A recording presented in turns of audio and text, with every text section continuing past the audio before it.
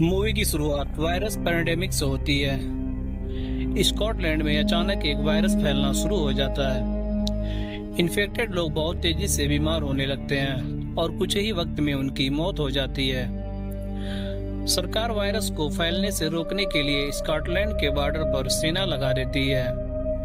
किसी को भी स्कॉटलैंड के बाहर जाने की इजाजत नहीं होती। वायरस को फैलने से रोकने के लिए स्कॉटलैंड के अराउंड हाई वॉल्स और सिक्योरिटी बैरियर्स खड़ी कर दी जाती हैं। मिलिट्री को ऑर्डर दिया जाता है कि कोई भी जीव या इंसान क्वारंटीन जोन से बाहर नहीं निकलना चाहिए। सरकार का मानना था कि कुछ लोगों की जान सैक्रिफाइस करके बाकी दुनिया को बचाया जा सकता है। वक्त बीतने के साथ साथ स्कॉटलैंड तबाह हो जाता है, लेकिन जो लोग वायरस से बच गए वो भूख से मारे गए या आदमखोर बन गए। सैनिक एक बिल्डिंग में रेड कर रहे होते हैं। उन्हें एक कमरे में कई लाशें मिलती हैं। वो सभी लाशें वायरस की वजह से मरे हुए लोगों की होती है। सेना फौरन उसकी जानकारी प्राइम मिनिस्टर को देती है। प्राइम मिनिस्टर और उनका डेप्यूटी फौरन अपने सलाहकार को बुलाते हैं और उसे एक सीक्रेट फाइल दिखाते हैं जिसमें स्कॉटलैंड की सैटेलाइट इमेज और सर्वाइवर्स की जानकारी होती है। उन्हें लगता है कि शायद इन सर्वाइवर्स के बॉडी में वायरस के अगेंस्ट नेचुरल इम्यूनिटी डेवलप हो चुकी है। अगर कोई इम्यून सर्वाइवर मिल जाए तो उसके ब्लड से वैक्सीन या क्योर बनाया जा सकता है। वे फौरन स्पेशल सैनिकों की एक टीम बनाने का ऑर्डर देते हैं जो वहां जाएं और पता करें कि सर्वाइवर्स वायरस से जिंदा कैसे बच गए। उस स्पेशल टीम की लीडर ईडेन होती है। ईडेन को एक फाइल दी जाती है जिसमें डॉक्टर मार्कस की जानकारी होती है। वह ईडेन को बताता है कि डॉक्टर मार्कस वायरस का इलाज ढूंढने वाली टीम के चीफ डॉक्टर थे और शायद उन्होंने इलाज ढूंढ लिया है। इसके बाद चॉपर ईडेन को लेकर वॉल पर जाता है जहां पर बाकी की टीम मौजूद होती है। ईडेन टीम से मिलती है जो एपीसी को मिशन पर जाने के लिए तैयार कर रहे होते हैं। टीम 2 एपीसी में स्कॉटलैंड जाने के लिए निकल जाती है। वे वीरान रास्तों से होते हुए डॉक्टर मार्कस के लैब तक पहुंच जाते हैं। ईडेन की टीम एपीसी से बाहर निकलती है। वहां पर बिल्कुल सन्नाटा होता है और किसी इंसान का नामोनिशान भी नहीं होता। ईडेन टीम के साथ लैब के अंदर चली जाती है। लैब पूरी तरह खाली होता है। वहां पर उनके हाथ कुछ नहीं लगता। अचानक एपीसी के सामने एक औरत आ जाती है। ईडेन के मना करने के बावजूद ड्राइवर उसकी मदद के लिए जाता है। लैब में ईडेन के टीम पर अचानक से हमला हो जाता है। बहुत सारे सर्वाइवर्स आ जाते हैं जो उन्हें जान से मारना चाहते हैं। सर्वाइवर्स एपीसी पर भी हमला करने लगते हैं। ईडेन की टीम लैब में फंस चुकी होती है। दूसरी तरफ एक एपीसी क्रैश हो जाता है और उसका ड्राइवर मारा जाता है।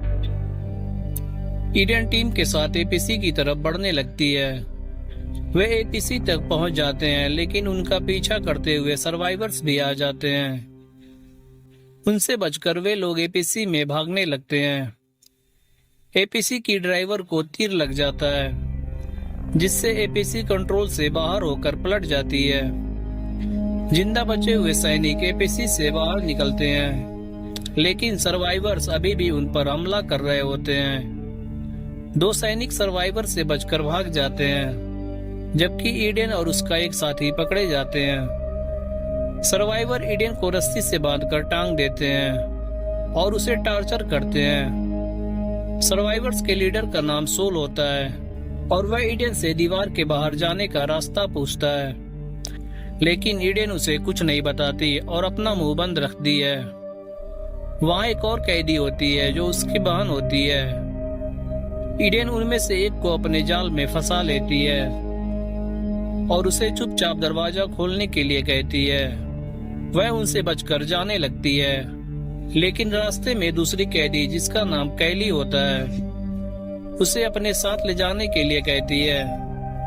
कैली उसे बचाने के बदले डॉक्टर मार्कस के पास ले जाने का वादा करती है।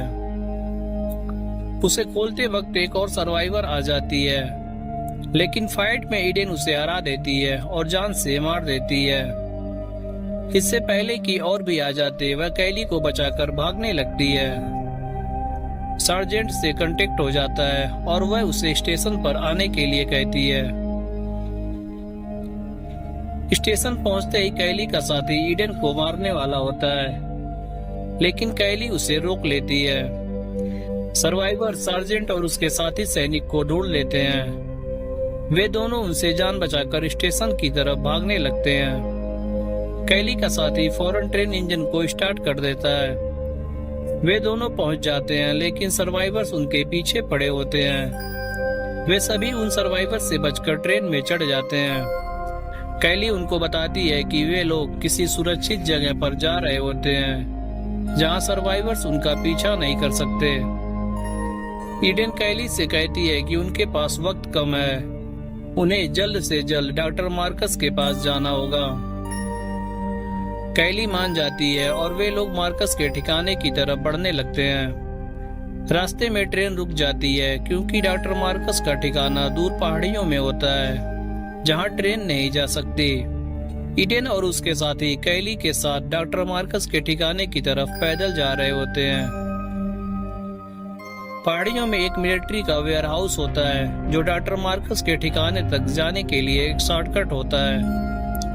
वे वेयर हाउस को पार करके पहाड़ी की दूसरी तरफ निकलते हैं, जहां से डॉक्टर मार्कस का इलाका शुरू होता है। उन्हें घोड़ों के टापू की आवाज सुनाई देती है और वे रुक जाते हैं। कैली बताती है कि मार्कस के सिपाही आ रहे हैं, जिनसे बचने के लिए उनको छिपना पड़ेगा, लेकिन ईडन छिपने से मना कर देती है और वहां खड़ी रहती है।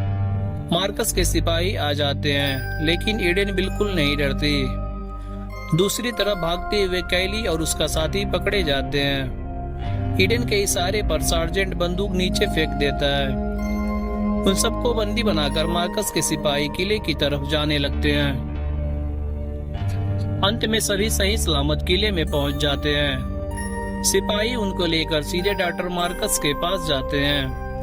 मार्कस ईडन को देखते ही समझ जाता है कि वह क्यों आई है और उन्हें बताता है कि वे और जो सर्वाइवर्स जिंदा बच गए, उसकी वजह उनका इम्यून सिस्टम है। उनके खून में कुछ ऐसा है जिसकी वजह से वायरस उन पर असर नहीं करता। ईडन बताती है कि वायरस इंग्लैंड में भी फैल गया है, लेकिन डॉक्टर मार्कस को कोई फर्क नहीं पड़ता, क्योंकि सरकार ने उन्हें मरने के लिए दीवारों में कैद करके छोड़ दिया था। डॉक्टर मार्कस ईडन और उसके साथियों को कैदी बना लेता है। ईडन को एक प्लेग्राउंड में मौत का खेल खेलने के लिए भेजा जाता है और उसे मरते हुए देखने के लिए मार्कस की आवाम भी मौजूद होती है। सार्जेंट सिपाहियों को मारकर भागने का रास्ता साफ कर देता है और कैली को लेकर वहां से भाग जाता है। दूसरी तरफ ईडन उससे लड़ रहे योद्धा को हरा देती है और उसे जान से मार देती है। एक सिपाही ईडन को तीर से मारने वाला होता है, लेकिन सार्जेंट पहुंच जाता है और ईडन की जान बच जाती है। वे भाग जाते हैं और अपने साथ डॉक्टर मार्कस की बेटी को भी ले जाते हैं। मार्कस के सिपाही उनके पीछे पड़े होते हैं। वे वेयर हाउस पहुंचकर घोड़ों को छोड़ देते हैं और अंदर चले जाते हैं। वेयरहाउस की पावर को ऑन कर देते हैं और देखते हैं कि वहां पर एक शानदार कार पड़ी होती है। दूसरी तरफ मार्कस के सैनिक दरवाजे को तोड़कर अंदर आने लगते हैं। सार्जेंट की कार तक पहुंचने से पहले सिपाही पहुंच जाते हैं और सार्जेंट घायल हो जाता है। सार्जेंट को मार्कस के सिपाही जान से मार डालते हैं। ईडन कार लेकर वहां से भाग जाती है। ईडन सीधे दीवार की तरफ तेजी से जा रही होती है। वह सलाहकार को फोन लगाती है और उससे बताती है कि पैकेज मिल गया है। सलाहकार फोन प्राइम मिनिस्टर के डिप्यूटी को देता है। वह उस फोन के सिग्नल को ट्रेस करके उसके लोकेशन को ट्रैक करने के लिए कहता है। उनकी मुसीबत और बढ़ जाती है। सोल और उसके खुकार सर्वाइवर्स उनके पीछे पड़े होते हैं। ईडन उनके एक कार को ठिकाने लगा देती है, लेकिन और भी आ रहे होते हैं। उनके बीच हाईवे पर जबरदस्त फाइट शुरू हो जाती है। सोल उनकी कार में घुस जाता है और ईडन को मारने की कोशिश करता है। किसी तरह वह कार के ऊपर चला जाता है। ईडन उससे पीछा छुड़ाने के लिए एक तरकीब सोचती है और अपने कार को सीधा एक बस में घुसा देती है। ईडन की टीम बच निकलती है और सोल भी मारा जाता है। उनके फोन के सिग्नल को ट्रेस करते हुए एक चॉपर आ जाता है। चॉपर उनको लेने के लिए आया होता है। ईडन कैली और उसके साथी को चॉपर में जाने के लिए कहती है और वे चले जाते हैं। ईडन उनके साथ जाने से मना कर देती है और वहां रुकने का फैसला करती है। चॉपर उन दोनों को लेकर चला जाता है। दोस्तों, यह मूवी यहीं पर खत्म हो जाती है, लेकिन आप जाने से पहले चैनल को सब्सक्राइब करिएगा।